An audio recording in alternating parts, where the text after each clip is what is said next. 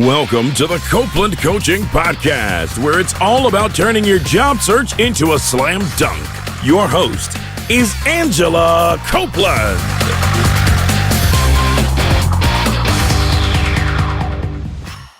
Welcome to the Copeland Coaching Podcast. I'm your host, Angela Copeland. On the phone with me today, I have Joelle Pittman in Memphis, Tennessee. Joelle is the Vice President of Digital Marketing Agency Neon Canvas. Previously, Joelle was a Community and Marketing Director at Yelp, and she was a participant in a program called Remote Year. Joelle, thanks for joining me today. Thank you so much for having me. Well, I'm really excited to talk with you. I mentioned before we got started, I'm the most interested to talk about this year that you just got back from. And when did you get back? I got back May 27th, so just a couple months. Oh, wow. So, so before we dig in too far, help us to understand what is Remote Year, or what's this concept that you just kind of came back from? So Remote Year is a business, and they offer people who have remote jobs to travel together for an entire year and live in different countries together. So there's about 60 to 70 people per group, and you kind of just make this pact together that you're going to travel to 12 different countries in a year and just work in co-working spaces together and just kind of tackle traveling with each other. That's really interesting. So 60 to 70 people, that's a lot. We did drop off. I must admit that. I think we ended with 32. Wow, that's a huge difference. Okay. Well, so what inspired you to do Remote Year? So I actually applied to Remote Year before their first program even launched. I was going to be one of the OGs. I just kept seeing Facebook ad after Facebook ad, and they were saying, do you want to work remotely and travel? And I thought that would be really, really cool. So I applied. And at the time, they were pitching it as they would help you find a remote job. It turns out that they don't do that now. Okay. But at the time when I applied, it was work together, travel together for an entire year, and I've always wanted to live abroad for an entire year. Travel has always been near and dear to my heart. So I applied. There was 50,000 applicants, which is absolutely crazy. Somehow I got in after a couple of interviews, and then Yelp gave me a promotion. So I turned it down, but a year later I reached back out to them, and I left in May of 2016. Oh, wow. I remember that. That must have been a tough choice. It really was, because I'd actually just gotten another promotion from Yelp, and Right. it was such an amazing company to work for. But I had been there for 4 years, and I just felt like if I didn't travel now, it would never happen. So I just kind of seized the day. Yeah, I'm totally with you. I think there's so much value in travel, and if you don't do it now, when will you do it? Well, you mentioned that you went to 12 different countries. I don't know. Do you know them offhand? Like, that's so many. I did. So Remote Year sent me to 12, but I actually ended up going to 25. No way. Okay. Remote Year, we started in Spain and then went to Portugal and then Morocco, Bulgaria, Serbia, Malaysia, Vietnam, Cambodia, Argentina, Peru, and then we ended up in Chile. We were in Argentina for 2 months, so we actually only got 11 countries. But Wow. Where were you in Argentina? Cordoba and Buenos Aires. We spent a month in each. Okay. I've been to Buenos Aires, but my favorite was probably Mendoza there. But it's much more like the countryside sort of a thing. Well, I heard all my friends went, and it's wine country, so that is one side trip that I am regretting to this day. Oh, no. Well, there's still time. Well, so that's awesome. I can't even imagine. I'm curious, how much luggage did you take with you? So we did this silly little yearbook at the end of the year, and people were joking they were going to vote me most changed because I started Remote Year, I'm so embarrassed, with 2 check-on bags and 2 carry-on bags, 2 check-in bags, so 4 total. Okay. And then I ended up with just 2 carry-ons. Oh, that's really good. Everything. And I think I definitely started out with the most and ended up with the least. Oh, that's awesome. That's really good. I remember throwing one suitcase away in Scotland, I just looked at it and I was like, I'm just going to leave this here for somebody else because I cannot lug it on one more train. Yeah. I know a lot of people who do this thing where they leave clothes in different places, like at hostels for other people, and then they look for clothes that other travelers have left behind. I don't know if you witnessed that sort of thing at all. Oh, yeah. I mean, my remote year sisters, we all have each other's wardrobes. That's so interesting. Well, so what kinds of jobs do people have who went on remote year? It's really interesting. There's such a variety. There were a ton of writers. There were a ton of software developers, a lot of people in marketing. And then, we even had personal trainers. And I think what's so cool about our day and age is that you can be a digital personal trainer. How cool is that? Yeah, no, that's awesome. Wow. Okay. And what about you? What kind of work were you doing while you were traveling? So I was a little bit of a unique case. I was finishing up my thesis for my master's. I did have to leave my job with Yelp, unfortunately, to participate in remote year, but I was able to get some social media clients. So I was a social media consultant, and I was running a lot of companies' social media pages. So definitely was not the career I was used to, but it fit my needs. Oh, that's awesome. Well, what kind of research were you doing as you went along for your master's, like your thesis? So I was actually I was doing a social media proposal for a nonprofit. So I was able to just research theory. It's for a master's in journalism. So Okay. I had already pitched everything. So it was really just a lot of academic research that I could do online. Because now everything's digital. Like the entire University of Memphis library is digital. So I really lucked out. Wow, that's so cool. I mean, it seems like if you're writing a thesis, what a better way to do it than in another country? Exactly. Wow. Well, so where did you work? You mentioned maybe co-working spaces. Like, it's really hard to picture having a place to go and work as you're traveling. So the two things Remote Year provides are accommodations and co-working spaces.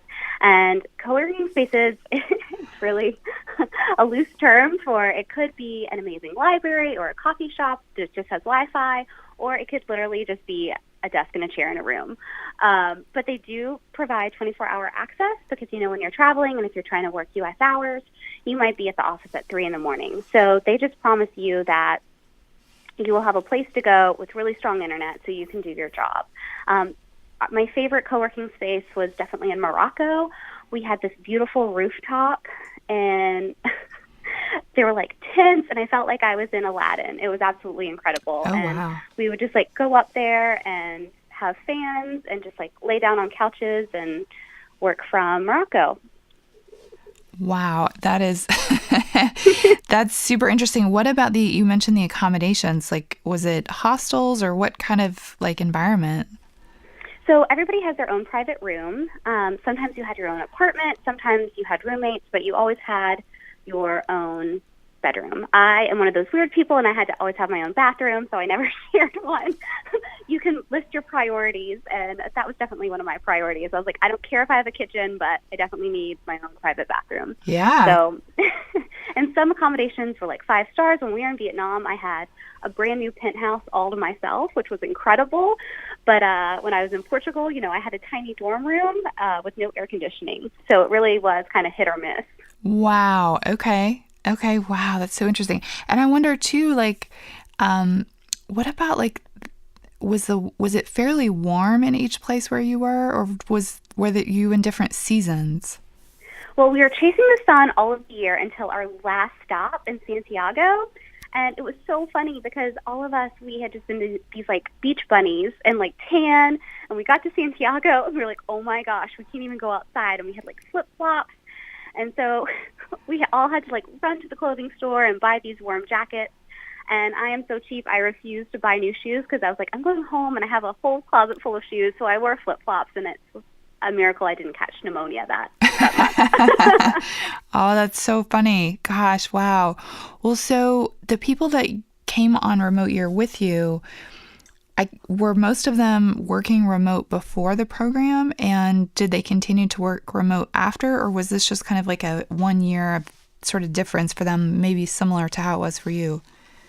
I would say that about 50% were remote workers before they came on remote year. A lot of people had worked it out with their companies that they were just going to take this 1 year and work remotely, and it was kind of like a bonus for them. But they also, it was really interesting. Remote year has this whole PR pitch, and they will pitch your company for you. Oh. If you get accepted into the program, they will call up your boss and work out some sort of agreement.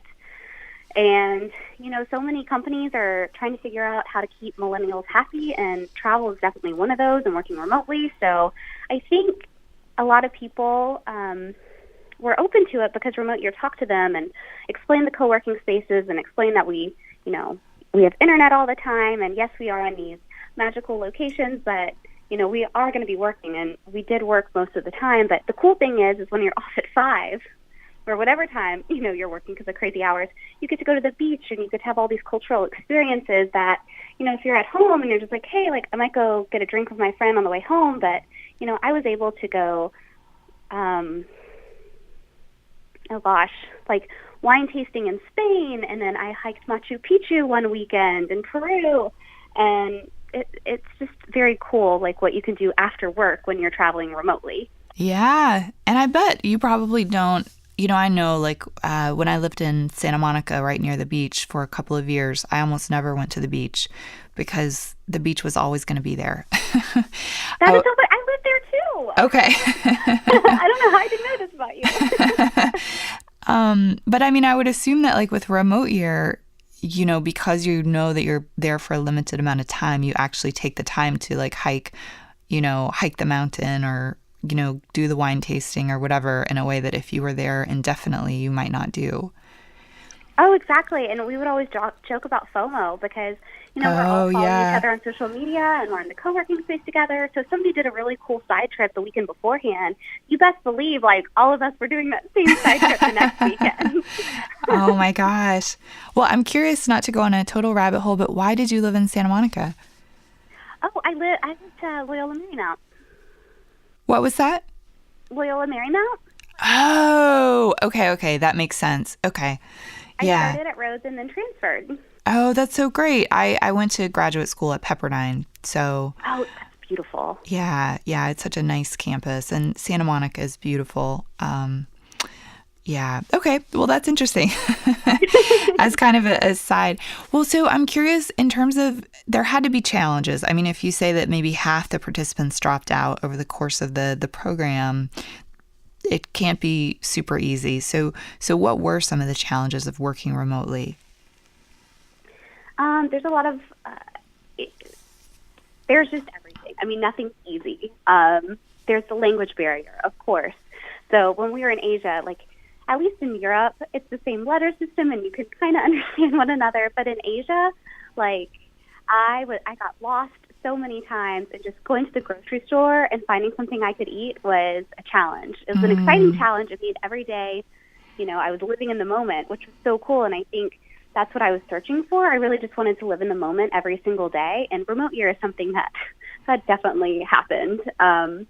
But you get lost and trains don't show up or buses don't show up or your flight's delayed for 2 days. I ended up at one airport for 48 hours. Oh, I didn't even know where I was. And when you travel at a pace like this, you are doing so many side trips. So remote year, you're only supposed to be in 12 countries. I did 25. So I was in a new country every 2 weeks for an entire year. Mm-hmm. And, your body just kind of gives out. Plus you're trying new food. So your body's adjusting, your skin and eating. And sometimes you don't sleep because it's completely new time zones. Mm-hmm. And working on top of that can be a challenge because you're still expected to, perform your work duties. Yeah. And be facing all these other challenges. So I think that some people just got really tired with, just living can be a challenge when you're traveling like this. And I think it just got to be a little bit too much for some people. Yeah. Oh, I could totally see that. It reminds me, I did a kind of like a solo backpacking trip a few years ago where I was traveling for a couple of months from Europe to Asia to Australia. And first of all, there were certain countries where I really struggled to communicate at all, and it felt very isolating. It was very similar to where it was really hard to find anyone who spoke any English, or, I mean, things were just so different that it was really, really tough. But I remember at the end of the trip looking back and thinking, what was one of the most difficult, annoying things? And it was actually just ordering water.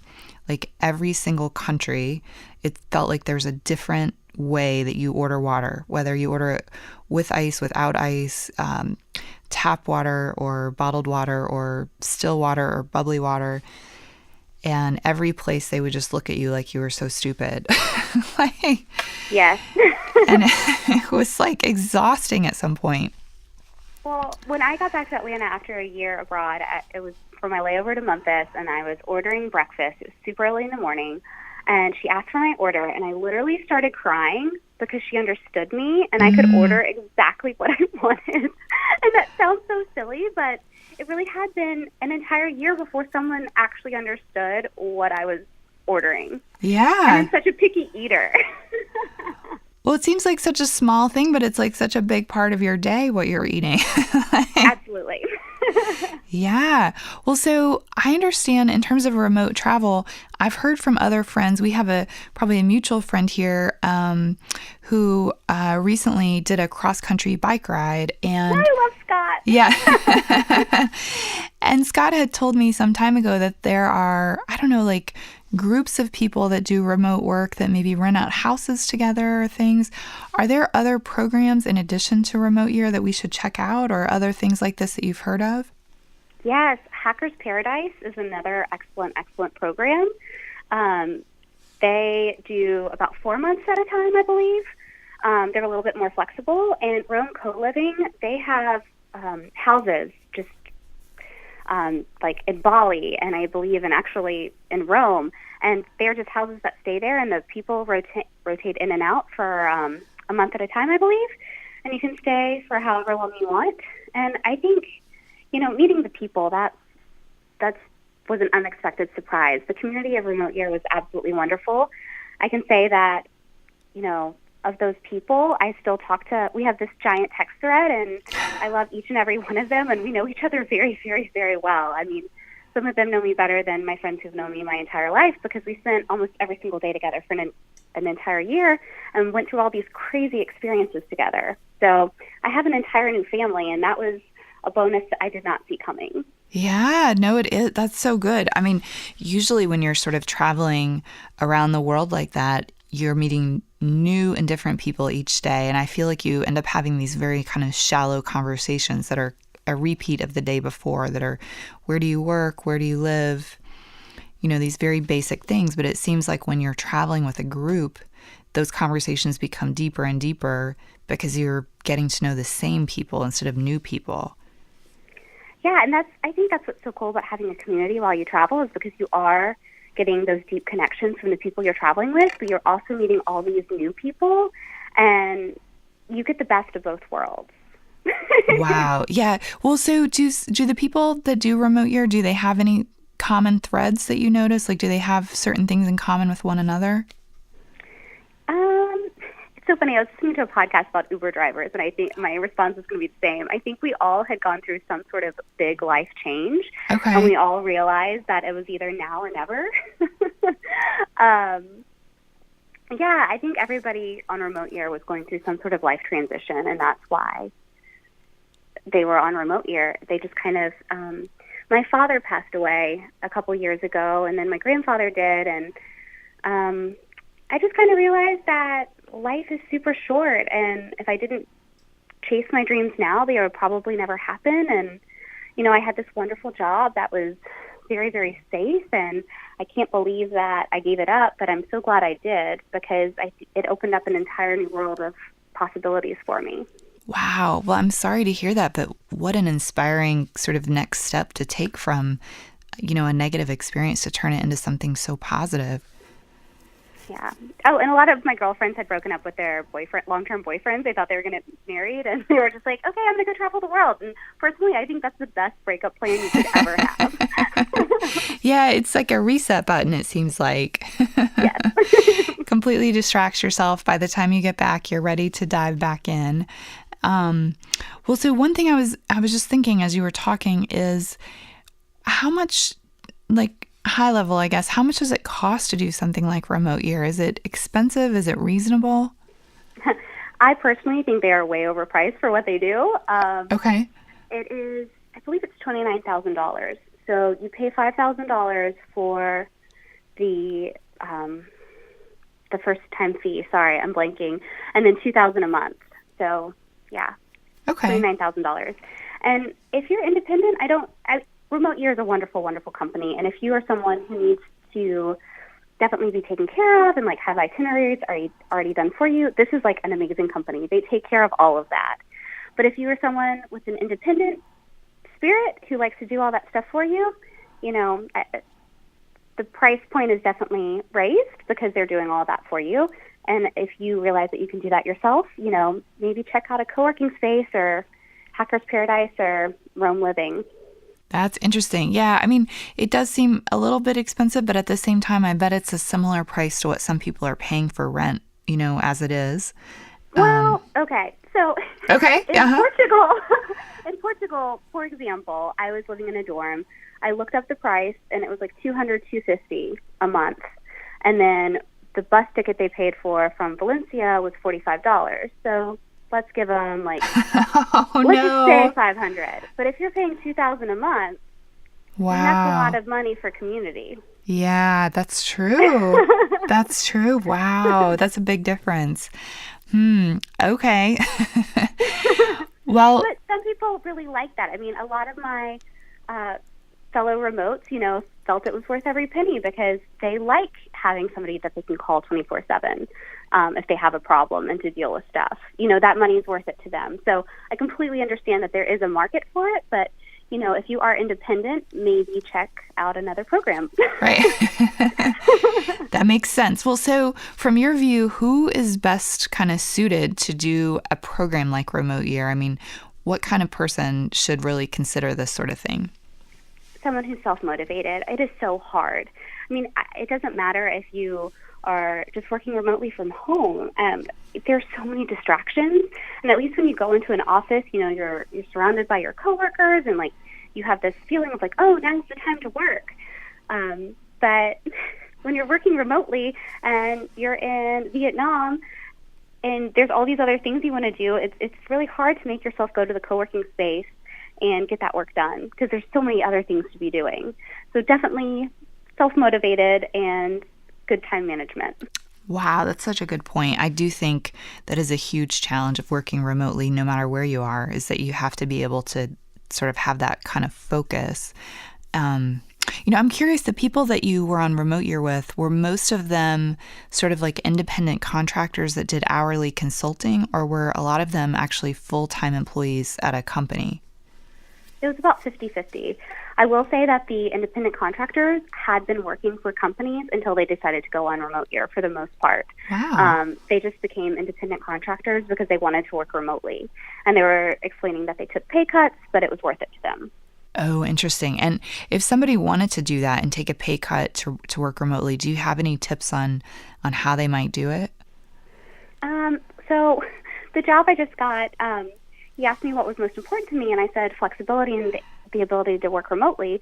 And, I personally think it is much more important to work remotely than negotiating for a higher paycheck. So you can just negotiate working from home or working remotely 2 to 3 days a week instead of that bonus. And for me, I would rather take remote work than more money. That makes a lot of sense. So do you plan to keep traveling? Because I know your company is based here in Memphis, where you're based, right? Yes. I got a little burnt out traveling that much for a year. So I thought I was going to stick around in Memphis for a really long time. But, it's only been 4 months, and I'm already starting to feel that restlessness and I want to get back out there. Oh. So I'm hoping that maybe eventually I could do a month somewhere and then 3 to 4 months home, a month to somewhere. I think that might be a nice balance. Yeah. I still am trying to pick my life back up here, so I don't think that would be too smart to run off right now again. But I think life is all about balance, and my body and personal life definitely needs me to rest a little bit. I could see that. Yeah. It's funny, when I got back from traveling for a few months, I remember the thing that I liked doing the most, although it's going to sound super weird, is laundry. Because when I was traveling, when I was backpacking, I was always in search of like a washer and dryer, just constantly to wash my clothes. Is there anything that once you came back, there was like this one thing that you enjoyed, doing or having available that you missed while you were traveling? Oh, hot water. Hot water. Sometimes I feel wasteful now because I'm just like standing in the shower enjoying that hot water. And I'm like, this is amazing. But like you, I mean, washer and dryers, that is like the most luxurious thing. Right. And then dishwashers, don't even get me started. I was like, what is this magical thing? Right. It seems so normal when you have a dishwasher, and then you realize so many people in the world just don't have them. Or air conditioning. When Yeah. I was living in Lima, I couldn't sleep because I was so hot. And then I couldn't open the window because my apartment was by a freeway. So, like, the lights were just in my face the whole time. So, yeah, air conditioning is another one. Right. Yeah, totally. It's so funny. I remember visiting one of my younger brothers was living in Cambridge in the UK when I was traveling, and I went to visit him. He was actually attending grad school at Cambridge, and I remember getting there, and he was like, "What do you want to see first?" And I'm like, "The washer and dryer." I just wanted like clean socks and clean clothes. Like that's pretty much it. Well, so I'm curious, like you also have, I think that you have multiple pets, and I think you probably have a house here in Memphis. Like, how were you able to keep all that afloat while you were gone? My mother is a complete saint. Okay. She took all 3 of my dogs. I live down the street from her, so she would just check on my house, once a week. And she took 3 of my dogs in, and yeah, they were happy and healthy, and kind of wanted to stay with her when I got back. Feeling a little bit, but completely understandable. Okay. And do you also have a horse, or is that? I do. He is actually being leased out right now. Oh, I see. So, okay. Yeah, that was not a problem. Okay. I was like, wow, how is she keeping all these animals? That makes a lot of sense. And I guess did you keep your house while you were gone? I did. It was just down the street from my mom, and so she just came and checked on it. Yeah. So I'm back in it and renovating. So it's been fun that's to like. So nice. Yeah. Well, so what was it like to come back to Memphis after being gone for a year? Was it what you expected? Was it different? My friends keep saying that I am very, very different. They said I'm the same but different, which is so funny because in Asia, same but different is like such a popular phrase. So they keep saying that I'm so much more laid back about everything, like nothing really phases me. And I think I was mugged in Malaysia. I ended up in the hospital in Vietnam. And I think after you've had those kind of experiences, the day-to-day stuff just doesn't really bother me anymore. Yeah, I could see that. Oh, wow, that's funny. Well, I mentioned when we got started that you have a great job at an agency here where you're a vice president. How were you able to get a job so quickly when you got back? Memphis is the best city in the entire world. I love this town more than anything. I was very fortunate when I worked for Yelp that I feel like I almost met every business owner in town. Mm-hmm. And so my networking has always been pretty strong. It's just something I really enjoy to do. And when I got back, I had this business contact who was just like, hey, I want to hear about your travel and see if maybe you're interested in agency life. And yeah, it really happened quickly. I was interviewing at a bunch of other jobs, including the Humane Society, which had actually been a dream job of mine. Mm-hmm. But Alex, my boss, he's telling me about his new startup, and I love marketing, and he threw out that like you can work remotely. I was like sold. Wow, that's amazing, and such a good sort of story, and the fact that you can take a break and come back and things aren't going to completely fall apart. It's a really very hopeful. Well, if anybody is listening that is interested to participate in a program similar to Remote Year or to do remote work, do you have any advice for us in terms of how to get started, what we should know? Well, one, I can always be a resource. Feel free to reach out to me. My email is joelle@joellepittman.com. I love talking about this. I've helped so many people pick the right program, or if they just want to do it solo. It's like my favorite thing ever to do is just talk about traveling and working remotely. But really check out their online communities. I think that is a pretty good indicator if a community is strong and healthy or not. Like message boards, there are so many Facebook groups out there for like solo female travelers or solo entrepreneur travelers that I'm a part of. And I think there's such a great resource because there's so many people in them that it would surprise you. And any question you can have, you're going to get like 50 responses within an hour. It's crazy. I had to turn the notifications off because, people are always pinging in there. Oh, wow. That's really interesting. Well, so I have to ask one other question. And I was just thinking about it, which is, when you decided to do Remote Year, did anyone sort of in your life get really surprised or worry about you or wonder if you were going to be okay? Because I remember when I traveled solo, people felt like that was just a crazy idea and that I was going to get kidnapped somewhere. Yeah, my uncle, he's very protective of me ever since my father passed. And I remember he texted my mom and he was like, I don't think we can let Joelle do that. And my mom was like, well, she's 32, so I don't really have a choice. But I don't think anybody was super surprised. I tend to come up with wild ideas fairly often and just like, I'm very impulsive. So once I made this announcement, people were just like, really? Okay. And then it felt like everybody was on board. I was very, very fortunate.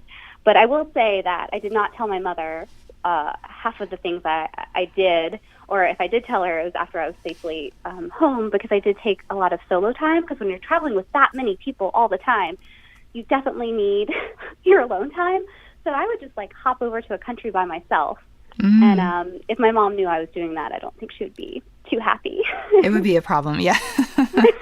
Well, so I'm curious, by the way, are all the people that participated, the 60 or 70 people, were they all from the U.S. or were they from places all over the world? All over the world. And I think, it would be terrible to do something like that if it was all Americans, because you have so many different perspectives, and it's so cool to get to know people so well. One of my best friends is from Turkey, and I don't think I would have had that opportunity if I hadn't gone on Remote Year.